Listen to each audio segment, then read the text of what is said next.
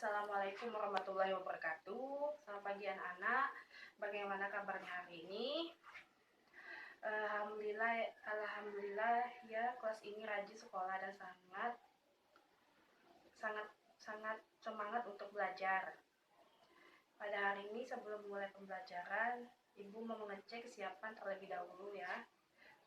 Kalau ada sampah tolong disimpan. Kalau sudah selesai pembelajaran, dibuang ke tong sampah. Sebelum kita mulai pembelajaran ini, kita siapkan alat tulis dan buku di atas meja. Ada baiknya kita berdoa terlebih dahulu kepada ketua kelas. Tolong dipimpin untuk membaca doa. Bismillahirrahmanirrahim.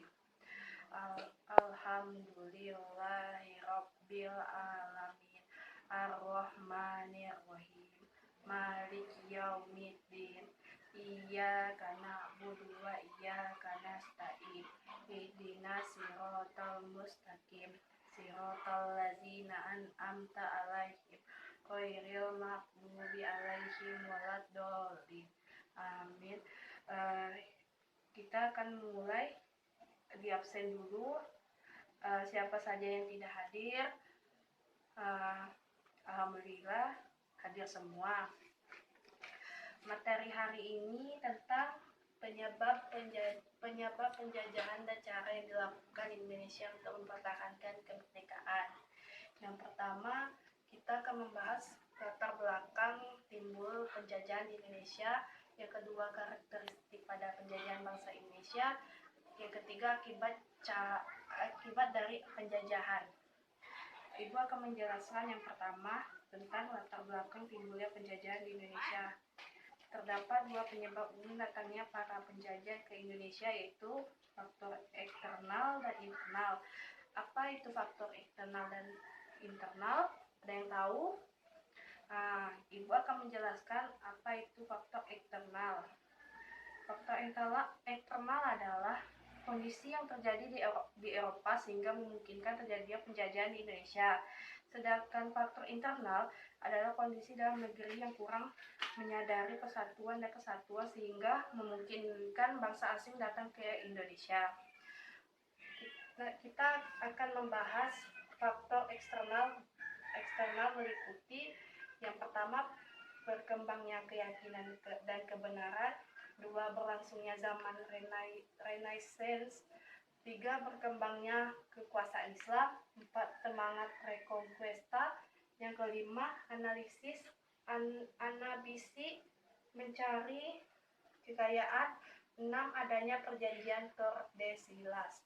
Ibu akan menjelaskan yang pertama, berkembangnya keyakinan dan kebenaran ajaran Kopernikus bahwa bumi itu bulat, tidak datar.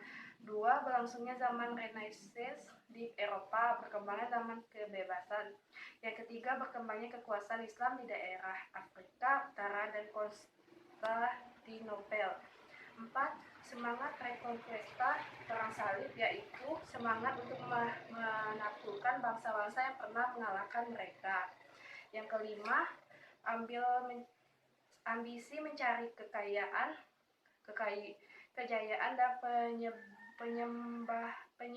penyebaran agama Nasrani, glory dan gospel. 6, adanya perjanjian Tordesillas, pembagian wilayah Spanyol dan Portugis menurut garis khayal sebelah barat masuk wilayah Spanyol, sedangkan sebelah timur dikuasai Portugis. Selanjutnya dari faktor internal meliputi yang pertama, kontak hubungan perdagangan. Yang kedua, penghasilan rempah-rempah terbesar. Yang ketiga, belum adanya sifat persatuan. Yang pertamanya, kontak hubungan perdagangan. Niat baik bangsa Indonesia dimanfaatkan pihak asing untuk menguasai perdagangan monopoli. Yang kedua, penghasilan rempah-rempah terbesar sehingga menjadi tempat tujuan para bangsa asing untuk datang ke Indonesia. Yang ketiga, belum adanya sifat persatuan dan kesatuan kedaerahan masih kental. Yang B, karakteristik para penjajah. Ada 5. Yang pertama Portugis, 2 Spanyol, 3 Inggris, 4 Belanda, 5 Jepang. Ibu akan menjelaskan satu persatu. Pada dasarnya setiap penjajah mempunyai karakteristik yang sama, yakni memperdaya masyarakat pribumi untuk diadu domba dan terpecah belah selanjutnya dikuasai. Yang pertama Portugis. Kedatangan Portugis ke Indonesia dikarenakan ekspansinya ke arah timur yang disebabkan perjanjian Tordesillas. Kedatangan Portugis yang dipimpin oleh Antonio Piedmont dengan tujuan memecahkan belah pribumi dengan upah Portugis monopoli perdagangan apa-apa di daerah itu. Spanyol. Sama halnya dengan Portugis, Spanyol sampai ke Indonesia juga dikarenakan perjanjian Tordesillas. Karena rakyat Maluku ramah sehingga Spanyol dengan mudah diterima oleh rakyat Maluku. 3. Inggris. Maksud kedatangan negara Inggris karena ingin mengadakan ekspansi karena kemajuan teknologi akibat dari evolusi industri. Motivasi Inggris mengadakan ekspansi dilatar belakangi oleh maksud mencari daerah pemasaran hasil industri. Yang keempat, Belanda. Datangnya Belanda di Nusantara dilatar belakangi oleh maksud mencari daerah rempah-rempah sendiri akibat dari ditutupnya pusat perdagangan di Lisabon oleh Portugis sehingga ekspansi Belanda sampai ke daerah Maluku. 5. Jepang. Jepang menjajah Indonesia dilatar belakangi oleh upaya untuk mempersiapkan bala bantuan dalam rangka menghadapi perang Asia Timurnya. Jepang juga mengaku bahwa Jepang adalah pemimpin Asia. Bangsa Indonesia bersedia menyiapkan keperluan bala tentara dengan meminta hadiah kemerdekaan bagi rakyat Indonesia. C. Akibat penjajahan. Ada 3. Yang pertama, bidang ekonomi, 2 bidang politik dan ideologi, 3 bidang sosial dan budaya. Yang pertama, bidang ekonomi mengakibatkan memperandakan tatanan ekonomi yang semula tersusun rapi. Sebelum kedatangan para penjajah, bangsa Indonesia hidup dalam suasana kekeluargaan di bawah pemimpinan raja atau pemangku adat. 2. Bidang politik dan ideologi. Politik dan ideologi tidak dapat berkembang dengan cara melarang berdirinya partai. 2. Bidang politik dan ideologi. Politik dan ideologi tidak dapat berkembang dengan cara melarang berdirinya partai politik. 3. Bidang sosial budaya. Kaum Fueder telah hilang fungsinya sebagai pemimpin dan penggerakkan rakyat untuk berjuang.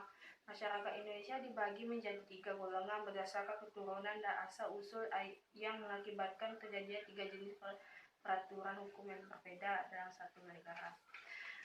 Selesai pembelajaran kita pada hari ini. Semoga murid-murid dapat mengerti dan memahami apa yang sudah Ibu jelaskan. Kalau Ibu ada salah, mohon dimaafkan. Ibu akhiri. Wassalamualaikum warahmatullahi wabarakatuh.